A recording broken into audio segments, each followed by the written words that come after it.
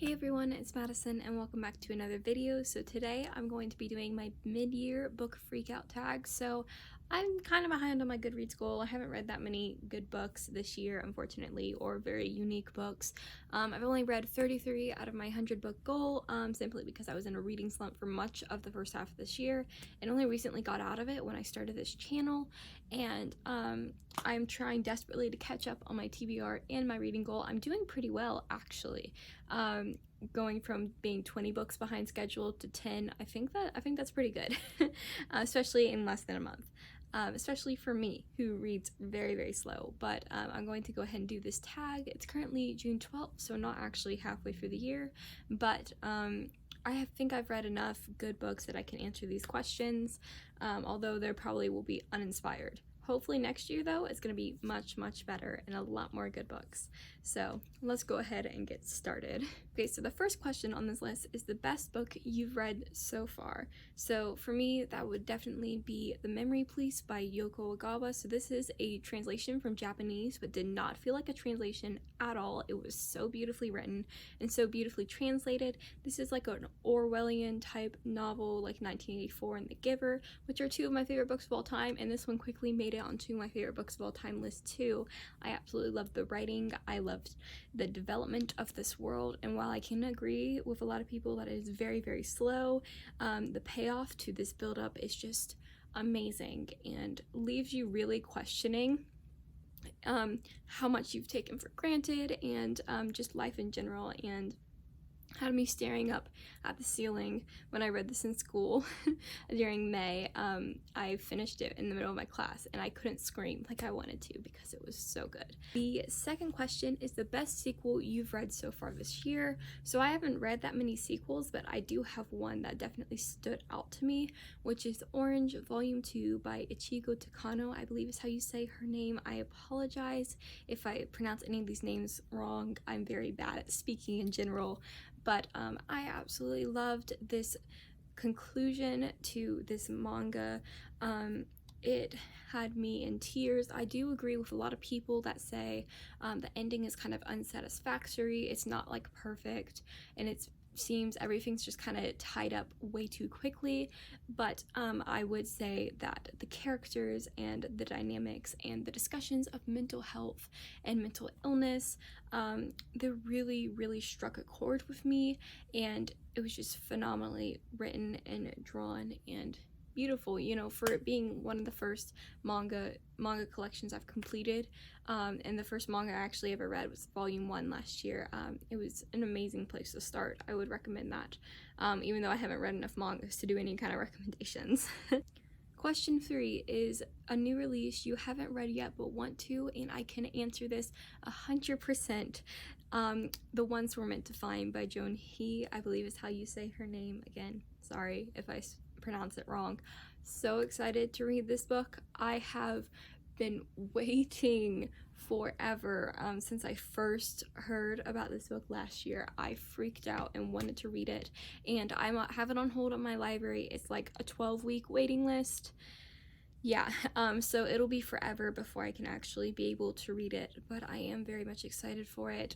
It sounds exactly like the kind of book I read. All I really know about it is that it's science fiction. It's like got this Black Mirror-esque kind of vibe, and it's essentially about two sisters, one of which is stuck on this island with this android she built, and she remembers nothing except one thing, that she has a sister and she has to get off the island to go find her.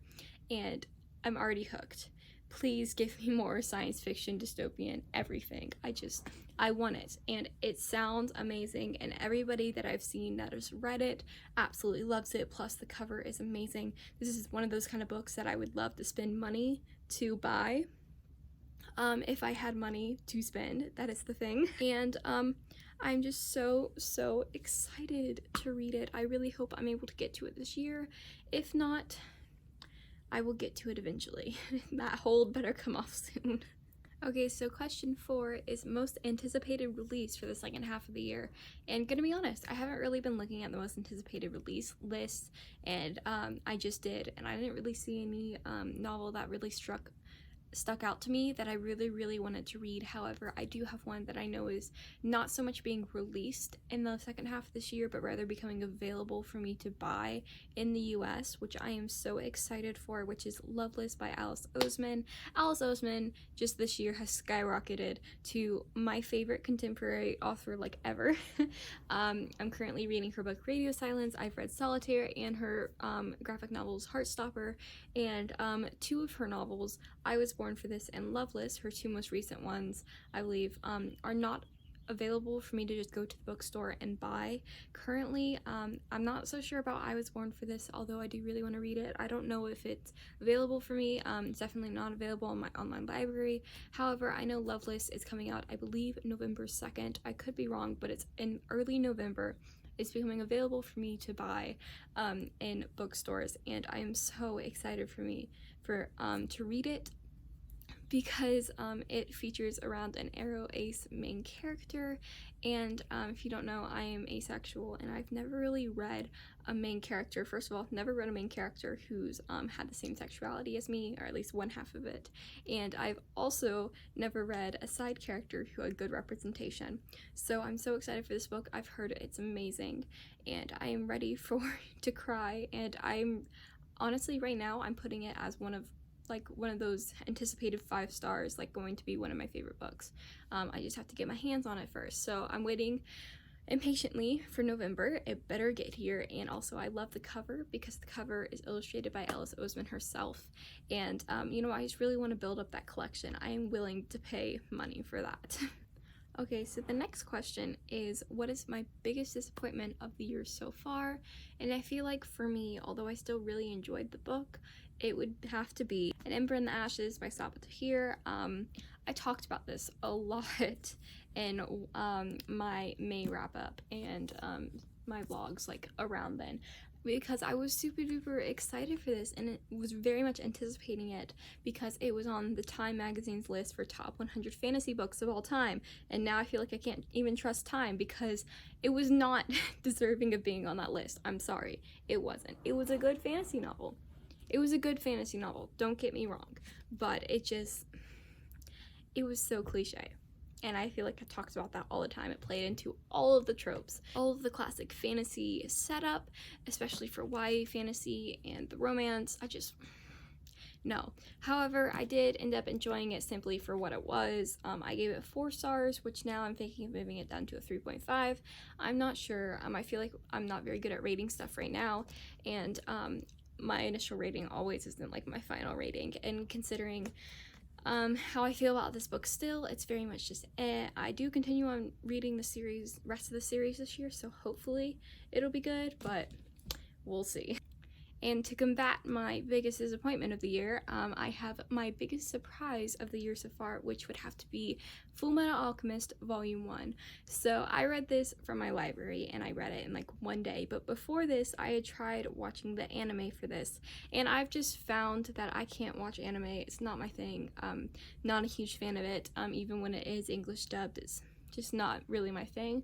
However, I have found that I really love manga, so I picked up Fullmetal Alchemist manga just to see, you know, what I thought about it, and wow, did I love it. It was immediately a 5-star read, and I needed the 2nd and 3rd volumes immediately, but it was during the last couple of weeks of school, and somebody had it checked out already. And by the time they returned it, I wouldn't have been able to actually check it out because it would have reached the date where I just couldn't. So as soon as I get back to school in the fall, I will be checking out like the first 10 volumes and reach like my book limit and read them all in like a week, because it's so good right now and I'm really enjoying it. So I'm so glad I picked this up even after when the anime just didn't work for me, because it's so good, and I'm really glad I get to consume and enjoy the story in a way that otherwise with anime I probably just wouldn't have enjoyed.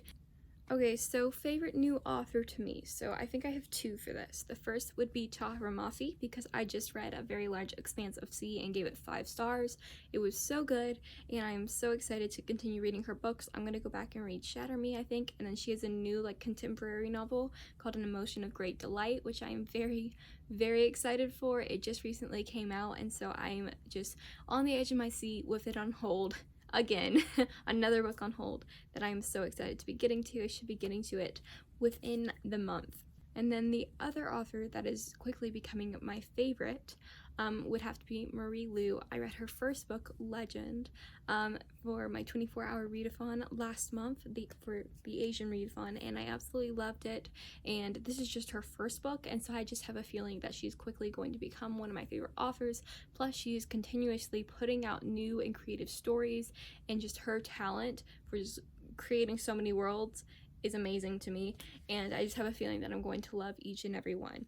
Okay, so the next prompt is my newest fictional crush, or my newest favorite character, and I don't really do fictional crushes, not really my thing, but I do have two new favorite characters, which is of course from Fullmetal Alchemist, Edward and Alphonse. I love them both, just they have a great dynamic and are just great characters. I'm so excited to see them grow and have so much character development throughout this series. It's gonna be so great. Next up, I'm going to talk about a book that made me cry, which I had several this year that made me cry, but one that made me cry the most so far is Heartstopper Volume 4 by Alice Oseman. Yes. So this volume of Heartstopper, which is her graphic novel series, I read it as a webcomic and have am now caught up on all the updates, which I'm so happy about, and I can continue reading the updates as they come out. But volume 4 is definitely the heaviest, with the heaviest topics throughout the book, and it's just I've learned to love these characters, and as a reader we all just fall in love with these characters over the course of this comic, and just to see the things they go through, and even though it's not, you know, shown through images, but it's rather told through journal entries, it still hits home, and it still made me cry a lot, because, you know, they're characters you love, and you don't want to see them go through such hard things, but you know, unfortunately that is real life, and I really love how Alice Oseman tackled it. It's just so beautiful, and it hurts. Next up, I have a book that made me happy. So this book I read before starting booktube and everything, and that is Together Apart, which is just a collection of short stories, and it just really made me happy because they're all set during like quarantine and everything, and set during COVID-19, and I read this very early on in the year when I was, you know, not feeling too great. We went back to online school for like 2 weeks back in like February or March, I forget which, time is weird. Anyways, I read this during then because I was feeling very, very lonely, because school was very much the only place I really could see my friends, because, you know, I've mainly just been staying at home this year, and, you know, we're in the middle of a pandemic. So, you know, social distancing, wearing masks, seeing my friends at school, like that was my way of being with people, and I loved it. And then we had to go back online for a week or two, and it just, I was very, very lonely, so I read this collection of short stories. I was planning on only reading like one every day, and then I ended up just reading like one the first day and then reading all of them the next day, because they were so good and so heartwarming, and, you know, it's just really, really sweet, and I think it was something I very much needed. And while not all of the authors and their short stories were my favorite, I really did enjoy most of them, and so I highly recommend if you are just struggling still with the pandemic and everything. Okay, and then the next prompt is, what is the most beautiful book you've bought so far or received? So I haven't bought any books so far this year. Yay for me. You know, I've just been kind of just reading off my library and saving up all my Barnes & Noble gift cards to when I actually need them and no longer have my library, like when I graduate high school. I'm gonna have thousands of dollars in Barnes & Noble gift cards, and it's gonna be the best thing ever. But my aunt ended up giving me a book for Christmas that arrived in January, so I'm just gonna count it as a book I've gotten this year. I got it on like the 2nd or 3rd of January because she sent it in the mail, and that is this collector's edition of A Darker Shade of Magic. I was floored by this gift, and I started crying because she asked me what book I wanted, and I said, I want A Darker Shade of Magic, please. I still haven't read it. I feel horrible, but I really, really want to read it, hopefully this year too. and I was just freaking out about it because she sent me this, and I was just expecting like the normal paperback, but no, she sent me this collector's edition, which was way too much money, but thank you, Aunt Cassie, I love you. But it has a beautiful black cover. It has the gold saying on the beautiful naked book, and then it also, the end pages have fan art on them, which, please, yes and thank you. As an avid lover of fan art, this makes me so incredibly happy. Let me show you the back end too. Wow. Okay, and then it's also just such amazing quality, and if I can get it out, it has a ribbon bookmark to go with it, and it's just so beautiful. It's so incredibly beautiful. And you know, I wanted to cry when I saw this. I mean, I did cry, what am I saying? But it's such a beautiful copy, and I'm so excited to read this novel and read this series. I know I'm just going to absolutely love it. So yes, that's going to be an experience for later in this year. Thank you. It's amazing. Anyways, and then the last question is, what books do you need to read by the end of the year?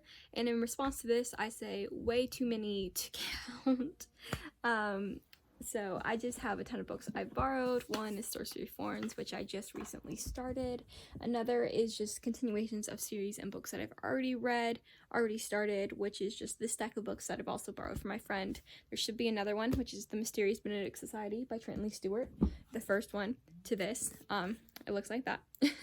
And it's just over there. I'm too lazy to go and grab it. And then I just have a ton of books that I have on library hold, which I've talked about, and a bunch of books I've loaned out, and it's just, it's overwhelming. But yes, I just have a ton of books I want to read by the end of the year, plus a ton of new releases. So really what this channel is going to be for the rest of this year is just reading books just to say I've read them, and read all hyped up books just to see, along with reading new releases. I do want to make this a channel where I read the new releases and not get so caught up in books that have already been up, but I want to read the hyped up new releases and just see if they're any good, because especially if they're YA, because I'm target demographic, so we're just gonna see. Anyways, I hope you enjoyed me talking about these books. I didn't really freak out, I'm sorry, I'm a bit tired, but I hope you enjoyed this video, even if they're not like the most inspired answers, or I didn't freak out. I still enjoyed making this video and talking about the books I've read this year, especially ones I haven't talked about so far on this channel, simply because I started this channel later on in the year, so I haven't really talked about books that I've read before then. But yeah, me and my 33 books read this year. Thank you for watching this video, and if you want to follow me along on this journey, make sure to hit the subscribe button, and let me know down in the comments if you have any books you would like to see me read for the rest of the year, because I am always open to suggestions, even though my TBR is as always overflowing. Anyway, I hope you are reading some good books, and I will see you in my next video. Bye!